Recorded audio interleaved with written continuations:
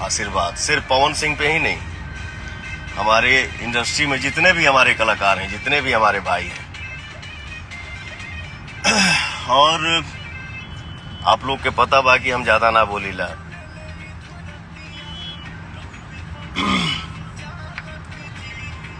हम सब भाई अभी आपस में प्रेम दिखा रहे हैं,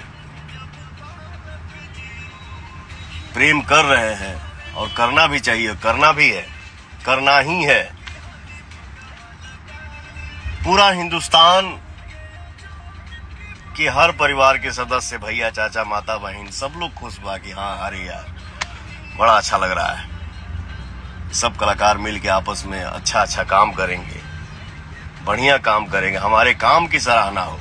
काम में अगर कुछ कमी हो तो आप लोग जरूर कमेंट करिए कि भैया, चाहे भाई, चाहे फलानवा, यहाँ सुधार की जरूरत है, यहाँ अच्छाई की जरूरत है, ताकि हम सब कलाकार मिलकर अपने काम पे ध्यान दें, काम पे फोकस करें और अपने काम में सुधार लाएं, ताकि हमारे इंडस्ट्री का विकास हो।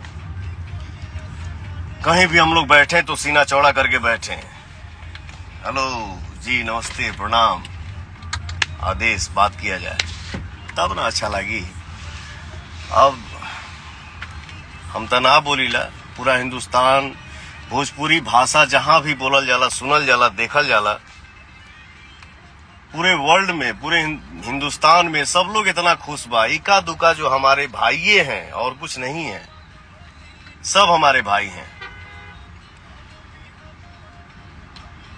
कुछ भाई लोग के जे केहू यूट्यूब भी चलावता, हम तो ये सोचा था नहीं कि ये लोग के कब के करा पर गर्व महसूस होखे लागता, कब के करा चलते ये लोग के शर्म से नाक कट जाता।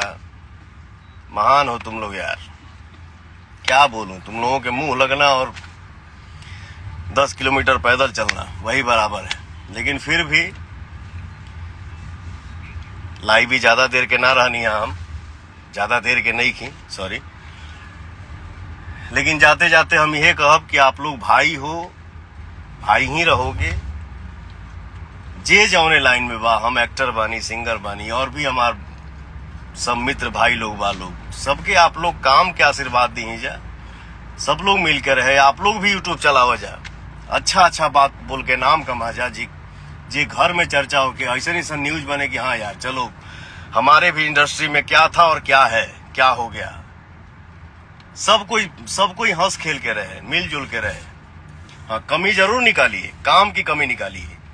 कोई भी अगर हम हैं या किसी से भी गाना हो या फिल्म हो, किसी भी गाने का वीडियो हो, भैया यहाँ सुधार की जरूरत है, भैया ऐसा नहीं होना चाहिए, बाबू ऐसा नहीं होना चाहिए, बेटा ऐसा नहीं होना चाहिए, तो हम सब अपने काम में सब कलाकार मिल के ध्यान देंगे और सिर्फ विकास के लिए सोचेंगे, ताकि हमारी इंडस्ट्री और बड़ी हो। महाराज, भोजपुरी की जो ऑरा है, मुझे लगता है कि हिंदी के बाद भोजपुरी से बड़ा कैनवास कोनो लैंग्वेज के नहीं खे।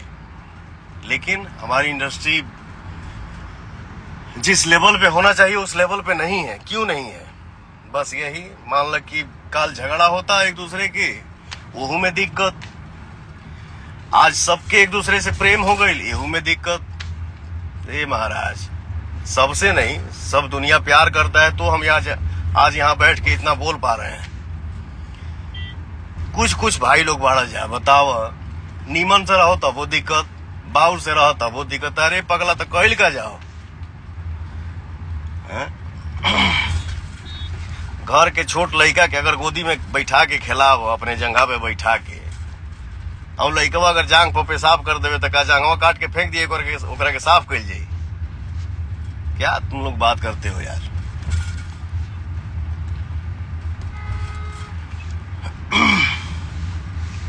सब कोई मिलजुल के रहल जा,